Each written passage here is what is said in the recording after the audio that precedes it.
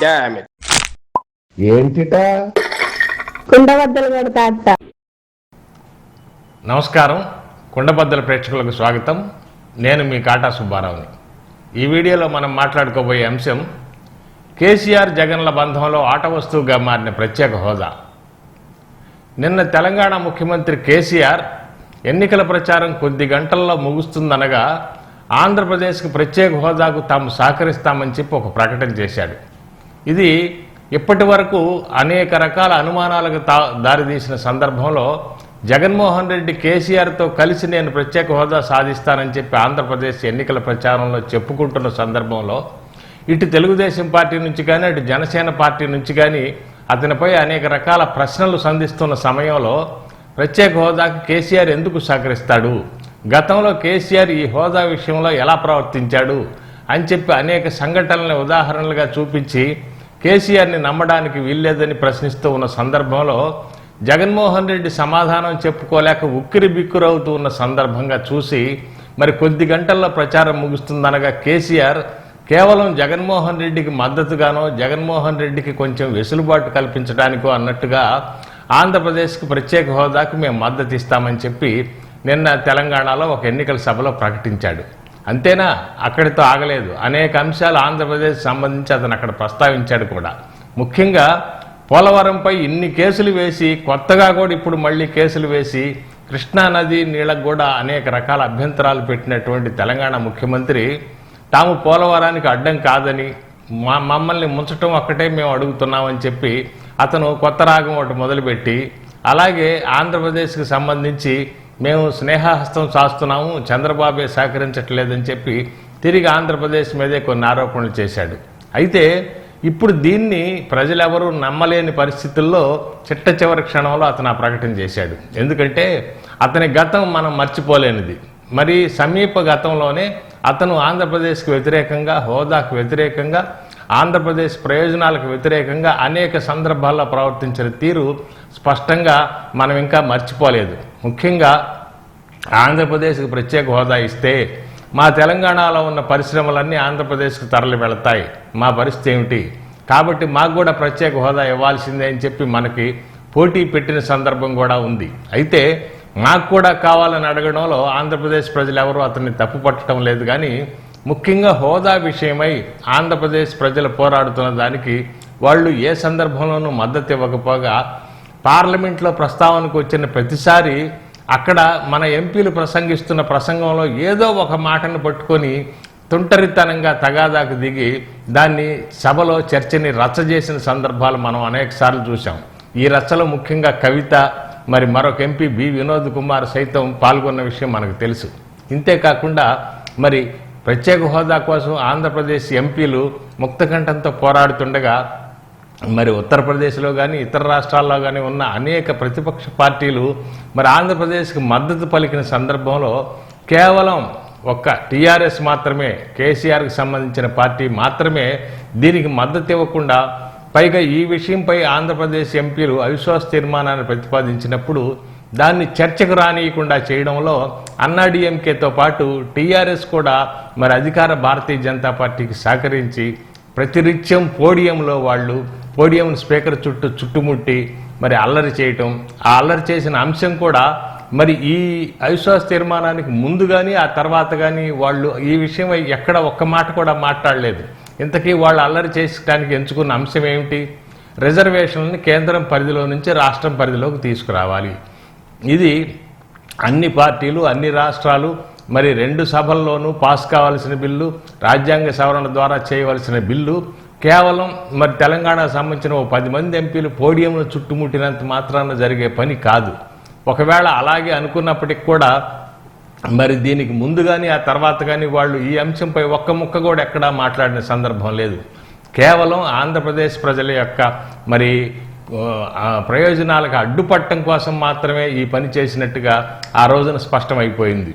ఏదో చిట్ట చివరి రోజు మాత్రం మన మీద నిందొస్తుందని చెప్పి వాళ్ళు వాకౌట్ చేసి బయటకు వెళ్ళిన సందర్భం తప్ప మరెప్పుడు కూడా వాళ్ళు మనకు సహకరించిన పాపాన పోలేదు. అంతేకాకుండా మరి మొన్న తెలంగాణ అసెంబ్లీ ఎన్నికలు జరిగిన సందర్భంలో తెలంగాణలో సోనియా గాంధీ ఎన్నికల ప్రచార సభలో పాల్గొన్నప్పుడు ఆంధ్రప్రదేశ్ విషయం కూడా ప్రస్తావించి ఆంధ్రప్రదేశ్కి ప్రత్యేక హోదా తాము అధికారంలోకి వస్తే ఇచ్చి తీరుతామని చెప్పి ప్రకటించిన సందర్భంలో కేసీఆర్ ఆవిడ మీద మండిపడ్డాడు.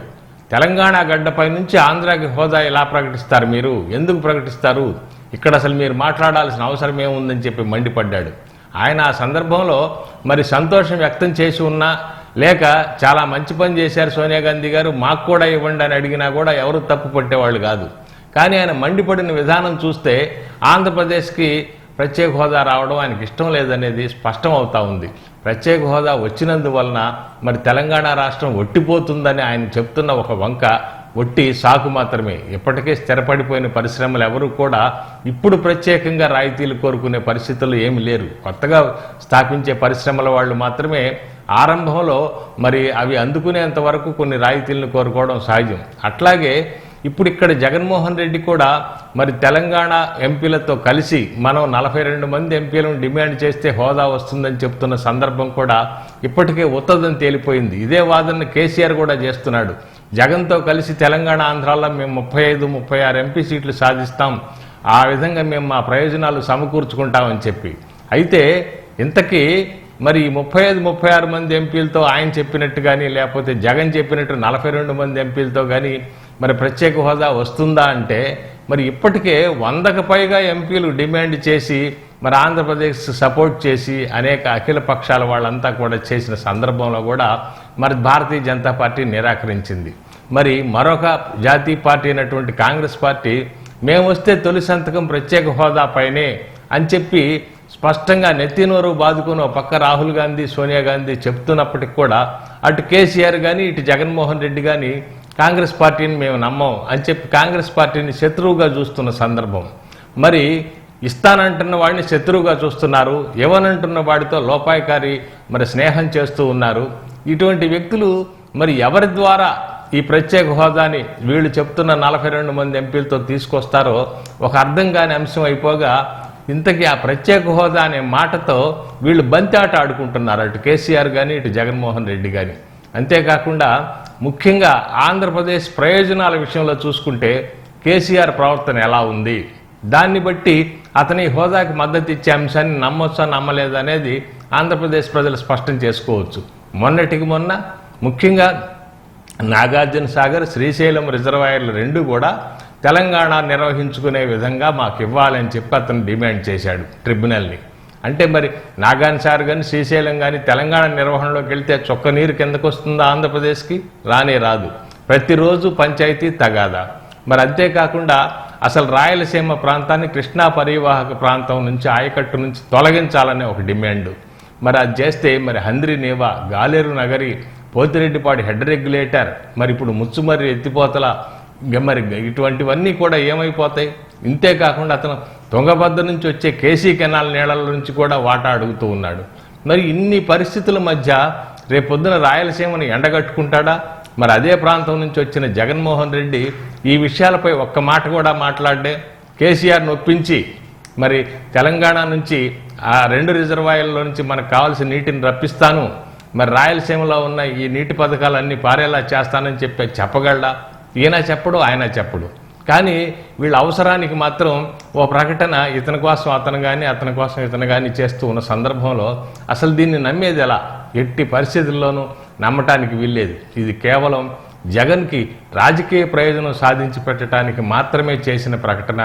ఇందులో ఎంత మాత్రం నిజం లేదన్నది మనకు స్పష్టం అవుతా ఉంది.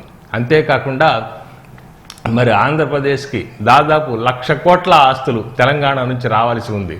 మరి విభజన చట్టం 9-10 షెడ్యూల్లో ఉన్న అనేక సంస్థలు, మరి ఆర్టీసీ కానీ ఉన్నత విద్యామండలి కానీ మరి అనేక రకాలైనటువంటి సంస్థల్లో 58% ఆంధ్రప్రదేశ్కి రావాల్సి ఉంది. మరి విభజన చట్టంలో అలా రాశారు. జనాభా ప్రాతిపదికన 58% ఆంధ్రప్రదేశ్కి, 42% తెలంగాణకి ఇచ్చిన సందర్భంలో మరి ఈ రోజున వరకు చిన్న పంపిణీ కూడా జరగలేదు. దాని గురించి మరి పెద్దరికం వహించవలసినటువంటి కేంద్రంలో ఉన్న పార్టీ ఆంధ్రప్రదేశ్పై కక్షగట్టి దాని మీద కిమ్మనకుండా ఊరుకుంటే కేసీఆర్ మన ఆస్తులతో ఎంజాయ్ చేస్తున్నాడు. మరి దీని గురించి జగన్మోహన్ రెడ్డి ఎప్పుడైనా ప్రస్తావించాడా?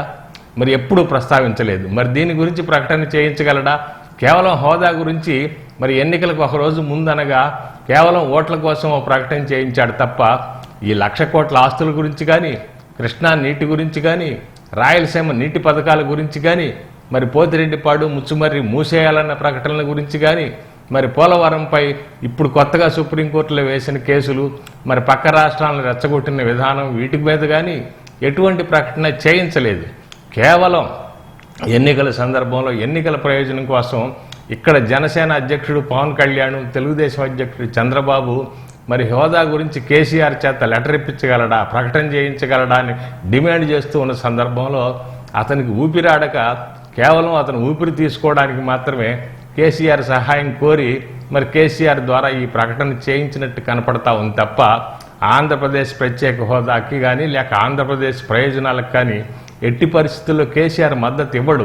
పైగా ఆంధ్రప్రదేశ్లో జగన్మోహన్ రెడ్డి గెలవాలని కేసీఆర్ కోరుకోవడం వెనక ఆంధ్రప్రదేశ్లో పోర్టులను ఆక్రమించాలన్న కేసీఆర్ దురాలోచన గురించి కూడా మరి విస్తృత ప్రచారం జరుగుతుంది. బందర్ పోర్టులో వాటా కానీ, మరి వాన్పిక్లో భూములు కొనటం కానీ, మరి రేపొద్దున వాన్పిక్ని వాళ్ళు ఇక్కడి నుంచి ఈ ప్రభుత్వం సహకారంతో తెలంగాణ వాళ్ళు నిర్వహించుకోవడం కానీ, ఇటువంటి అంశాలన్నీ కూడా ఇప్పుడు తెరపైకి వస్తూ ఉన్న సందర్భంలో మరి జగన్మోహన్ రెడ్డికి కేసీఆర్ ఎందుకు సపోర్ట్ చేస్తున్నాడు, ఇతనిపై అతనుకున్న ప్రేమ ఏంటి, అతను ఆశిస్తున్న ప్రయోజనాలు ఏంటి అనేది విస్పష్టంగా కళ్ళకు కనపడుతూ ఉన్న సమయంలో మరి ప్రత్యేక హోదా కోసం కేసీఆర్ మద్దతు ఇస్తానని చెప్పి చేసిన ప్రకటన శుద్ధ అబద్ధం. దాన్ని ఆంధ్రప్రదేశ్ ప్రజలు ఎవరూ నమ్మే పరిస్థితిలో లేరు. ఇది ఈరోజు కుండబద్దలు.